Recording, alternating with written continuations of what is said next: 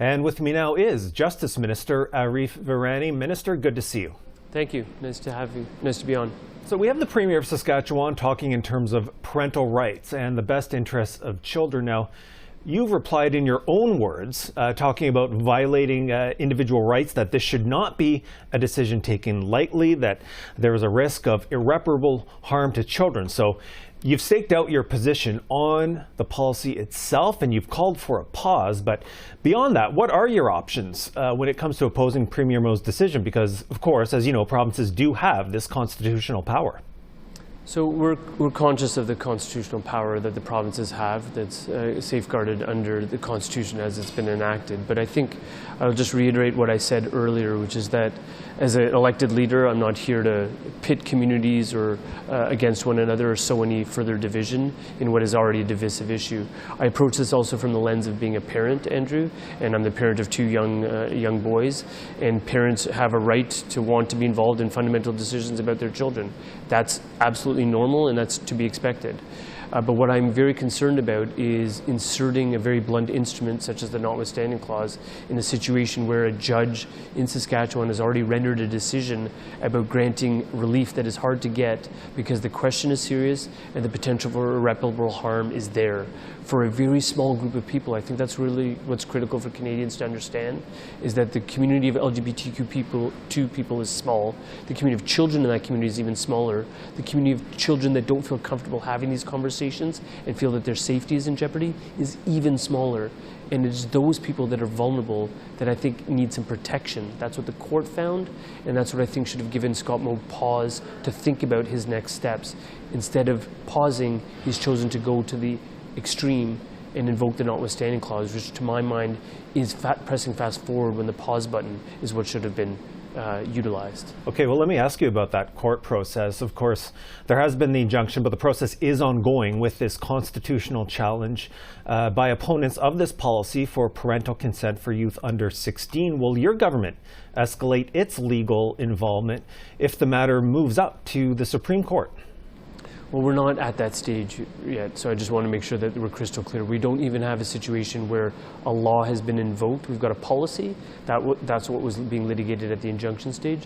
What Scott Moe has indicated is that he wants to reconvene the legislature, pass a law, and invoke the notwithstanding clause. So it is premature to sort of speculate about whether that will happen for sure and what happens after that, if that does indeed occur, whether there's litigation for a potential involvement by a different level of government. But what I'll say right now is what I've been saying consistently, what the Prime Minister has been saying, is that we don't agree with the preemptive use of the notwithstanding clause because it short-circuits what is meant to be a dialogue between the courts and parliaments, and it short-circuits the ability of judges to weigh in with their views on the constitutionality of a measure.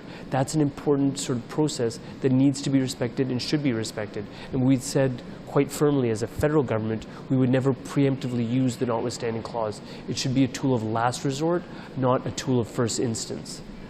Okay, let me then ask you, if there is then perhaps a move for a second injunction specifically against this upcoming bill that formally invokes Section 33 of the Charter, is that a legal proceeding that the federal government could involve itself in?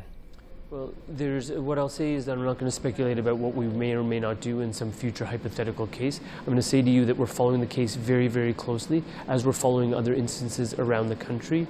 We've been quite clear in terms of our stated intention and our stated views on the utilization of the notwithstanding clause. So I'll stand by what we've already said with respect to when it should and when it shouldn't be used. But I think what's really important here, Andrew, is that there are times right now, particularly now, where we're seeing a lot of division in Canadian society. We know where division leads. It can lead to intolerance, it can lead to hatred, it can sometimes lead to violence. When you're seeing that much division and you pick your issue, whether it's religious intolerance, whether it's intolerance on sexual orientation, whether it's intolerance of Indigenous communities, etc., when we see that kind of division, it requires us to take a pause and to try and reduce that division and have these conversations that need to be had. And what I would say is that that listening exercise, it takes time and it's sometimes difficult, but that is not a listening exercise that Premier Moe seems to want to engage in. By invoking the notwithstanding clause, he is short-circuiting that conversation and imposing a blunt instrument such as the notwithstanding clause to subvert constitutional rights is not the appropriate measure that we would think should be used in this case. The listening exercise needs to happen. The division needs to be reduced.